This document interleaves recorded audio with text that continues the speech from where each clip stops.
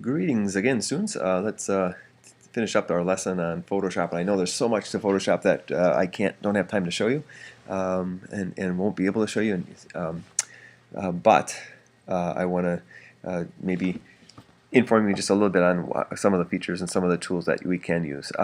There's a lot of Photoshopping that we can do to modify a picture, but we're going to focus on leaving the picture alone and focus on this.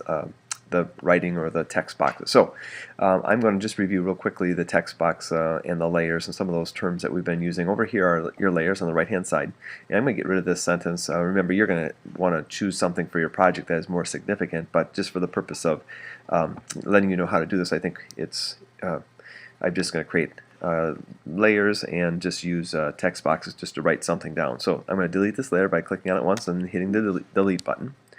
There it goes. Notice my writing went away. If I want to make a new one, I go to the text box. Remember, we're going to make sure that your text box is plenty big by dragging kitty corner and get the dotted lines. And now we can write in here. And one thing that you will learn about Photoshop is that it always remembers the last thing you did: last size, last color, last font name, and so forth. So when you type, make sure you create a text box. Use two words. I'm not sure if it's two words or not, but there we go. And I'm going to put a period. And here's a lesson that we're going to do today. We're going to go back and we're going to use the internet, and we're going to grab a picture that's high res and of significance. And then we're probably also going to be citing our source. Unless you use your own picture, you're going to want to cite your source. Now, here's the thing, though. Notice how big my writing is. I'm going to click outside, click on my move tool. Remember that move tool is important. I'm going to take those transform controls off, if you can see that. And then I'm going to go to the internet. Haven't been there yet, so I'll have to log in real quick, or not log in, but have to find tapping maple trees, and then we're going to do a Google image search. I'm going to return, and then once it finds what I'm looking for, I'm going to switch it from web to images.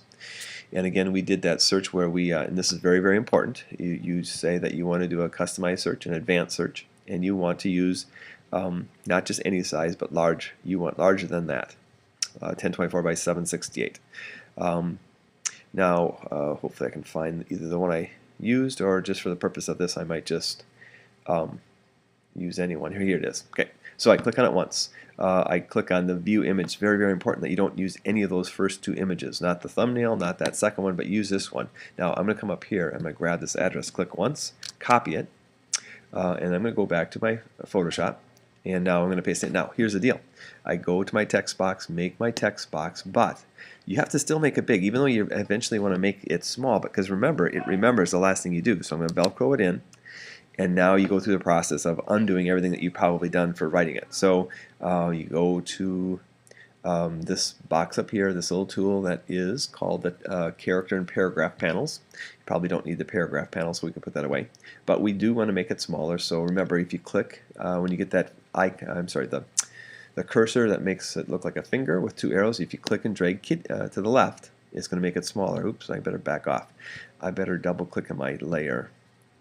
Important for you to know, double click, because remember, it has to be highlighted. Now we do that. Now we click and drag, and now it will react as you're doing it. So now it will make it smaller. Now citations, which is one of your words. Remember, your citation, we do not want it to be a distraction. So there's two things I want you to do. I want you to make your text box smaller. I want to make the actual text smaller. We want the color just to be black, probably, depending on your picture, I guess. Notice the font. I'm going to say OK to this. I don't like that font, the playbill. It might be good for the quote, but not for this. So I'm going to say let's just do something very, very simple, and luckily right over here, and also probably a little bit more traditional too. Some of these aren't real, like the Arial is very common, so why not go Arial?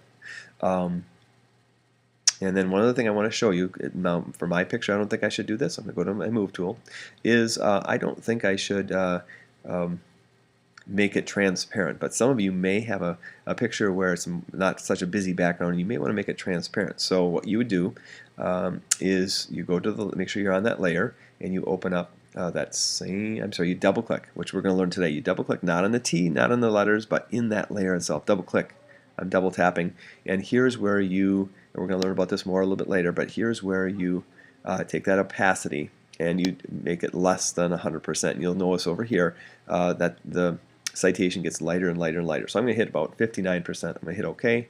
I'm going to click back, double click on the T, which gives me the corners, and here is how you turn or angle your text box. It's pretty easy to do it, but it's not so easy to make it stop exactly at 90 if you're wanting to go right at 90. So hold your shift key down. That's a little trick that I've learned. Hold your shift key down, go to your move tool. Now it's directly up and down, and now if you wanted to, you can put it off this side, and I don't know if I have it all. It's important that you do have all your citation on. I'm going to double click again. I'm going to make sure that I make my text box big enough to make sure that it's all showing. I think it is. And then I'm going to do that trick where I click on it and put the transform controls on, because now I can actually make it smaller as I make the text box smaller. The text itself is reacting, and I'm making that smaller too.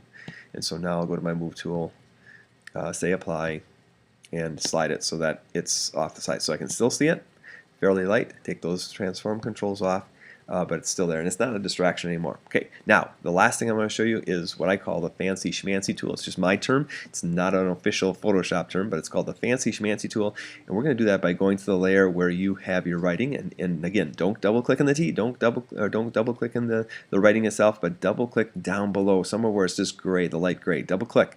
Now this is where things get fancy. So watch my writing change as I say I want it beveled and embossed. Notice it becomes much more three-dimensional, and that's what we're looking for. And you can work your way down and say, do I want to put a contour on it? Do I want to put a stroke makes the outside thicker, it makes it kind of stand out, and depending on your actual graphic, you may or may not want to do that. And these work differently. Some depending on, again, what font you're choosing. Some are easier to see what's happening and not. If you don't think you like what it's doing, then just unclick it. Or the last thing is, if you like it but maybe not so much, if you click on the actual word, watch how this changes when you click on the word. When I click on it, it changes, and now I can say the opacity needs to be a little bit lighter. I don't want that thick satin look to it, and you'll see it actually working as you're modifying it. So it's a real-time type of a feature. Okay, so I'm going to say OK. And you work your way down. There's a drop shadow. I'm a big drop shadow fan, so I like that. And so I'm going to put that one on too. But you get to choose these. Okay, so experiment with them, see how you like them, and that's sort of the final lesson for that. So we will want to make sure that we have a nice quote for our final project, a nice graphic, high-res graphic, and then we want to make sure citing our source if we're borrowing the graphic. You don't have to, but if you do, it's important to cite the source. Okay. I hope you are enjoying working in Photoshop, and I hope your project turns out wonderfully. Have a great day, and thanks for watching. Bye-bye.